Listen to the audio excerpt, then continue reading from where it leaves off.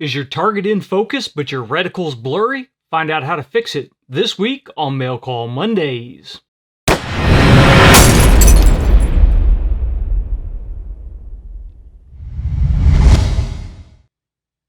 Mail Call Mondays is brought to you by Modular Driven Technologies. If you need a chassis system for your precision rifle, check out mdttac.com. I'm John McQuay with 8541 Tactical, and this is Mail Call Mondays, the show that answers your questions about precision rifles, optics, and equipment. Welcome to another Mail Call Mondays, and this Monday our question comes from Bruce. And Bruce asks, I have a Night Force ATACR, and recently I've noticed that when I get on the rifle, my crosshairs are bold and clear. However, it only takes seconds and the lines begin to blur. My parallax is set to the proper distance, 100 yards, and my eyes are 20/20. Am I missing something on parallax? I know my scope is not the problem. Have you ever experienced this before? Well, Bruce, I have seen it before, and what it usually comes down to is the ocular focus on your scope, and that is the focus on the eyepiece. Now, I do have the Ultimatum Deadline build sitting here, and we do have an ATACR F1 5-25 on here to show you the difference on this one versus some of the other scopes that are out there. Now, the popularity in rifle scopes, or the market trend in rifle scopes, seems to be what is called a fast focus eyepiece. A lot of the scopes out there, they will actually have a ring at the very back of the scope that you can turn, and sometimes you'll see it move in and out as you screw it in or screw it out. And this is how you control the focus on the reticle. And it is focused to your specific eye. So different shooters may have a slightly different ocular focus. The fast focus eyepiece makes it really easy to get that dialed in, but it's something that you shouldn't have to do at every shooting session, and you shouldn't have to do it at every distance. So it's something that I really like to basically set and forget on tactical rifles. The fast focus eyepiece causes issues for me because when you stick something like a Butler Creek scope cap or some of those varieties of slip-on scope caps on the back, then when the cap is open, it's very easy to take this lever and turn, and that very often will actually rotate the fast focus eyepiece if the diameter is just slightly larger than the actual ocular housing on the scope.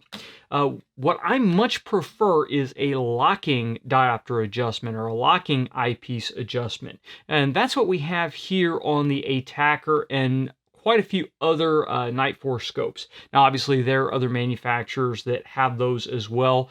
Quite a few of the more tactically oriented scopes have locking eyepiece adjustments. Even my old school Unerdal and the remake, the USO 10X, has a locking eyepiece. So once you get it dialed in, you can lock it down and basically forget about it. The adjustment on the Night Force, because the ring kind of looks just like a cosmetic feature, if you don't actually go through and read the manual or you don't think about it, you can easily overlook this adjustment. And when you get on the rifle, the tendency is to dial the parallax in, and what will happen is when you first look through the scope, your eye will pull focus on the reticle. So your eye will focus in on the reticle just like you would focus in on anything else that you're looking at. Then when you turn the parallax until your objective is clear, the two may not actually be on the same plane. Your eye will fatigue after a little while and it will relax and you will lose focus of the reticle. Now, obviously, I'm not an ophthalmologist. This is my layman's view of what's going on through what I have experienced. So when you get on it, that reticle can be in sharp focus, but the longer you look through it, that focus can sometimes blur, especially if you are focusing on your target image. So how do we fix this? Well, the easiest way to do this adjustment is to, first of all, look in your owner's manual to make sure you're acquainted with how your specific scope adjusts. But if we're talking about something like the Night Force here, then you're going to grab the magnification ring on here because the whole magnification ring and eyepiece turns as one unit. So this, with a little cattail on here, it's easiest to grab this ring, and then I'm going to grab the eyepiece while I'm trying to hold the locking ring as well, and I'm going to back it off just a hair. And what that does is it loosens the lock ring up. Now I can spin the lock ring as far forward as the lock ring will go just to get it out of the way. Now the ocular housing will spin on its own, and that's how you adjust the focus on this. So adjusting the focus is kind of a trial and error. The Night Force really doesn't have a center mark on it. A lot of the fast focus eyepieces, when you look at the ring, there will be a space between the ring and the ocular housing, and there will usually be a hash mark on it. Sometimes there will actually be a 0 and maybe a plus and minus on either side of it, but that shows you where it's centered up, and it's sometimes a good idea to start with it in the center, especially if you have 20/20 uncorrected vision. So you're going to start with it wherever, centered up, etc. And then you are going to want to make sure that you have a blank, clear background. We would usually do the adjustment based on the sky, because even if you're out in the field where you have no structures around, you generally have a sky. Clear blue sky works, cloudy overcast sky works, as long as it is a nice even background. You don't really want big fancy thunderhead clouds or something that your eye is going to be able to focus on, because ideally you want to be able to focus the reticle with no interference from the rest of the scope, and you don't want to be looking at a target downrange. You can go ahead and dial your parallax to infinity if you want. In this case, it doesn't really make a difference.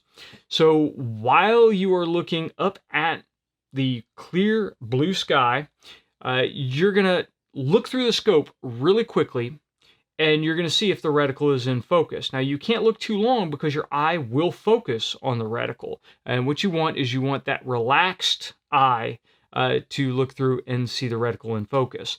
So if it is not, after looking at the blue sky and then glancing at the reticle, then you're going to make your adjustment, whichever direction you decide to start, and then do it again. And then you're going to continue to look at the blue sky and then glance through the scope and turn the adjustment.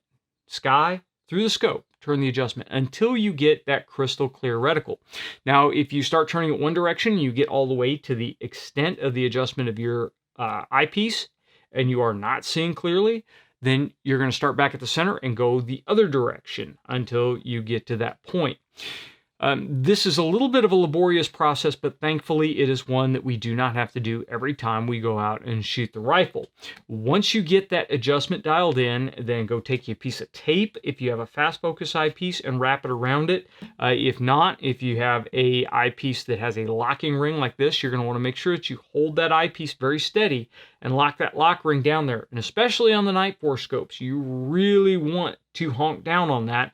Hand tight, we're not going to throw pliers or anything on it, but get it down nice and tight, because you don't want to grab the eyepiece to adjust your magnification and have it back off.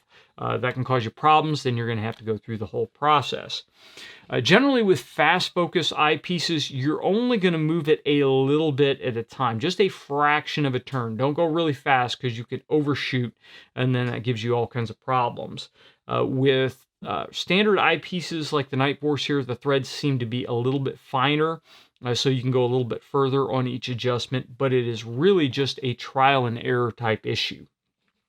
Now, this advice is basically for a shooter that has 20/20 uncorrected vision. If you have corrected vision, now you have to decide if you want to shoot with regular safety glasses on, with not prescription glasses, or if you want to shoot with your prescription on. If you are shooting with prescription glasses on, then the technique should be exactly the same. If you're shooting without prescription glasses on and you don't have a very severe correction, then you may be able to get your ocular focus dialed in without your glasses on. If you have a very strong prescription, then you may not be able to get the ocular focus dialed in. Now, this is the procedure that I use for most adjustments on the scope. There are some situations, say you're at a 100-yard, 200-yard indoor range, say you don't have a white blank background that you can use to do this adjustment, because you really need to be able to focus on something far away with your eyes before you glance through scope. If you're really close up, then it's going to cause some problems.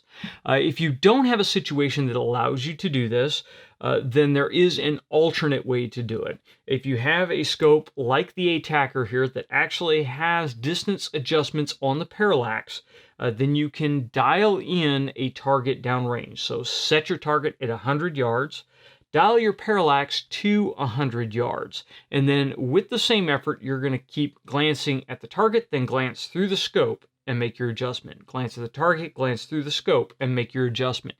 And you're going to continue to do this until it's clear. I don't feel that this is as good of an adjustment as setting it to infinity and then adjusting based on something very far away, clear blue sky or a blank background. But sometimes we have to make adjustments based upon what we have.